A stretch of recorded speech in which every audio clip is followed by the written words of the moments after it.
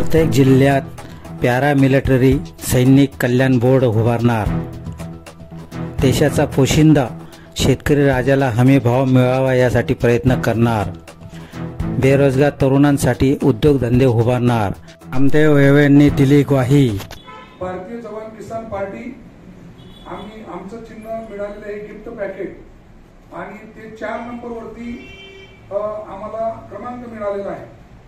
20 तारखेला मतदान आहे आणि एक मी माजी सैनिक नामदेव शेडवे लोकसभेला का माझी निवडणूक मी लढवत आहे कारण की मुळात माझा बाप शेतकरी आहे आणि त्याच्या मालाला हमी भाव मिळत नाही आणि मी त्याचा मुलगा एक देशाचा सैनिक 21 वर्ष मी नोकरी केली बॉर्डरवरती रक्षण करत असताना आमची जीवाची पर्वा न करता आम्ही देशाला सेवा देत असतो।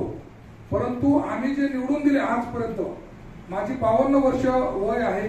आम्ही लोकप्रतिनिधींना निवडून पाठवले, काँग्रेसला पण पाठवले, बीजेपीला पण पाठवले, परंतु माझ्या निदर्शनामध्ये रिटायरमेंट नंतर असं नजरमध्ये आलं की आमचा शेतकरी पोशिंदा राजा त्याच्या मालाला हमी भाव मिळत नाही।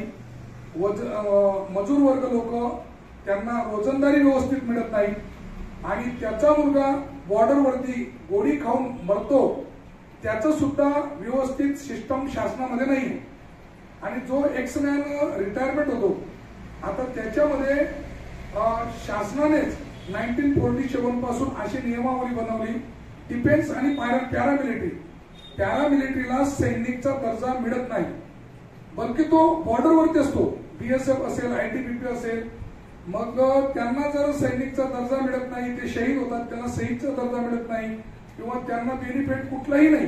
म्हणून त्यांच्यासाठी सैनिकांसाठी प्रत्येक जिल्ह्यामध्ये हे पॅरामिलिटरी सैनिक कल्याण बोर्ड हे उघडलं गेलं पाहिजे आणि म्हणून आमचे खासदार गेले पाहिजे, शेतकऱ्यांचे खासदार सुद्धा गेले पाहिजे, तेव्हाच आपल्या देशाचा विकास होऊ शकतो।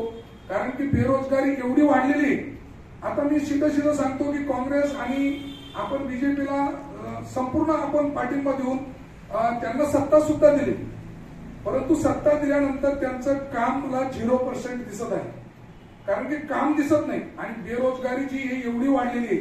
आज आमचा नवतरुण युवा वर्ग, मग ते चाहे तुमचे मुलं असो, चाहे शेतकरीचे मुलं असो किंवा माजी सैनिकांचे मुलं असो, मुलगा म्हटला म्हणजे त्याला शिक्षण आपण कशासाठी देतो की त्याला शासकीय व्यवस्थेमध्ये नोकरी मिळायला पाहिजे। डॉक्टर बाबासाहेब आंबेडकरांनी जी तरतूद केलेली होती शासकीय नोकरीमध्ये, ती तरतूद जी आहे आज मला कुठेतरी असं वाटतंय की ती मिटवण्यात येत आहे। प्रायव्हेटेशन मध्ये आमचे मुलं किती जाणार आहेत आणि प्रायव्हेटेशन मध्ये आमच्या मुलाला पाहिजे तसा पगार मिळणार आहे का? म्हणजे शासकीय आणि निमशासकीय मध्ये खूप जमीन आसमानचा फरक असतो आणि म्हणून ते विद्यार्थी कमी पैशामुळे ते आत्महत्या करतात, त्यांना रोजगार मिळत नाही म्हणून त्यांना मुली सुद्धा देत नाही तर ते आत्महत्या करतात। आत्महत्याचा परिकार एवढा वाढलेला आहे, शेतकऱ्यांच्या मालाला हमीभाव मिळत नाही किंवा त्याच्या मालाला बांधावरती त्याचा माल घेतला गेला पाहिजे अशी सिस्टम का शासन करू शकत नाही? कारण की शासनाला हे करायचं नाही म्हणून शासन काय ढोंग घेत असतं। आपले निवडून गेलेले प्रतिनिधी फक्त मतदान पुरतं हे आपल्याला म्हणजे लुभावतात की बाबा आम्हाला मतदान द्या। आता मागे आपण 60 वर्ष काँग्रेसला दिले, आता आपण डॉक्टर सुभाष भामरेंना पण आपण 10 वर्ष दिले, परंतु आताची महाराष्ट्राची जी राजकीय परिस्थिती आहे आता आम्हाला म्हणजे मतदाराला हेच कळेल असं झालं की मी नमूद कोणत्या पक्षाला मतदान करायचं आणि जवानांचा पक्ष आम्ही उदयास आणला आणि त्याला पूर्ण नॅशनलाइज केलं। आम्ही पूर्ण भारत देशामध्ये 543 जागा लढत आहोत कारण की महाराष्ट्र राज्यामध्ये तर छबी एवढी खराब झाली या राजकीय पक्षांमुळे। अर्धी शिवसेना काँग्रेसकडे गेली आणि 5 वर्ष ते सत्ता भोगत आहे, परंतु शेतकऱ्याला काहीच मिळालं नाही, आमच्या सैनिक बांधवाला काहीच मिळालं नाही, नवतरुण तरुणींना रोजगार मिळाला नाही, मग नुसतं सत्ता भोगण्यासाठी आपण मतदान मागायचं का? म्हणून आम्ही निर्धार केला की भारतीय जवान किसान पार्टीच्या माध्यमातून आम्हाला शेतकऱ्यांचा, शेतकरी संघटनांचा आणि सर्व सैनिक बांधवांचा माझ्याजवळ कमसे कम नाही तर दिवसामध्ये 50 फोन बॉर्डरवरनं येतात की आप्पासाहेब आम्ही तुम्हाला मतदान करणार कारण की पहिली पार्टी ही उदयास आलेली आहे शेतकऱ्यांसाठी आजपर्यंत सर्व पक्षांनी जय जवान जय किसानचा नारा लावला, परंतु शेतकऱ्यांसाठी काहीच केलं नाही आणि जवानांसाठी सुद्धा काही केलं नाही.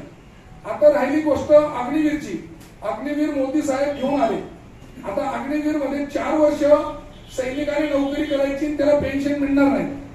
मोदी साहेब जर खासदार बनतील, पीएम बनतील तर त्यांना पेन्शन मिळेल, त्यांना पगार मिळेल आणि मरेपर्यंत त्यांना मोका मिळेल. परंतु सैनिकाला फक्त 4 वर्षाचा मोका मिळेल. कारण की सैन्य दलामध्ये जो सैनिक भरती होतो तर त्याला सोल्जर बनण्यासाठी 5 वर्ष लागून जातात आणि तेव्हा तो 15 वर्ष देशाला चांगली स्ट्रॉंग सेवा देतो.